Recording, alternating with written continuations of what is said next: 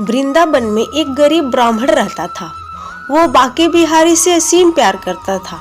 वो बांके बिहारी का इतना दीवाना था कि सुबह शाम जब तक वो मंदिर ना जाए उसे किसी काम में मन नहीं लगता था। मंदिर में जब भी भंडारा होता वो प्रमुख रूप से भाग लेता। एक दिन ब्राह्मण की बेटी की शादी तय हो गई। जिस दिन ब्राह्मण की बेटी की शादी तय हुई उसी दिन ब्राह्मण की बांके बिहारी के मंदिर में ड्यूटी लग गई। ब्राह्मण परेशान हो गया, वो करे क्या?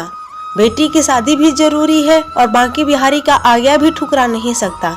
ब्राह्मण सोचने लगा, अगर यह बात वो अपनी पत्नी से बताएगा तो उसकी पत्नी नाराज हो जाएगी। वो कहेगी कि कोई क्या अपनी बेटी की शादी छोड़ता है। एक दिन अगर तुम भंडारे में नहीं जाओगे तो क्या भंडारा रुक जाएगा? कोई और संभाल लेगा, लेकिन बेटी की शादी दोबारा तो नहीं होगी। ब्राह्मण परेशान हो गया। वो जानता था कि कुछ भी हो जाए उसकी पत्नी उसे भंडारे में जाने नहीं देगी, लेकिन उसका मन भी नहीं मान रहा था। वो अपने बांके बिहारी से नजरें नहीं चुरा सकता था। बेटी की शादी के दिन ब्राह्मण अपने घर से बिना बताए चुपचाप समय से पहले ही मंदिर पहुंच गया। मंदिर में जाकर प्यार से सबको भंडारा खिलाया।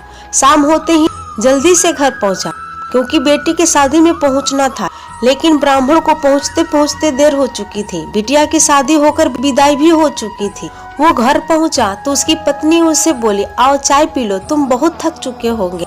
सोचने लगा कि घर वाले कोई भी उसे डांट नहीं रहा है और न ही परिवार का कोई भी सदस्य उससे कोई सवाल कर रहा है कि वो शादी में नहीं था।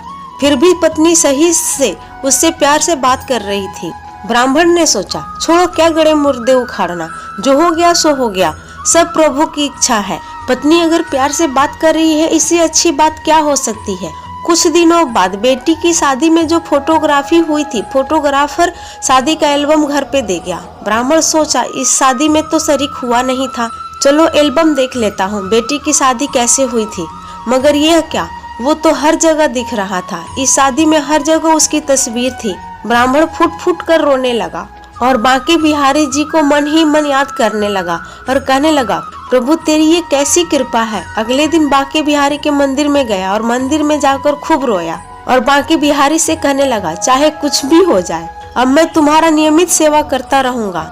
मैं मान गया कि जो भगवान की भक्ति करता है, उनमें विश्वास करता है, भगवान उसे कभी अकेला नहीं छोड़ते, बल्कि हर जगह वो खड़े हो जाते हैं। इसलिए भक्तों, हमें चाहिए कि हम ऐसा ही दृढ़ प्यार और भरोसा अपने भगवान और गुरु पे रखें। भगवान हमें कभी गलत नहीं करने देते। बोले राधे राधे, बोलो बांके बिहारी लाल की जय।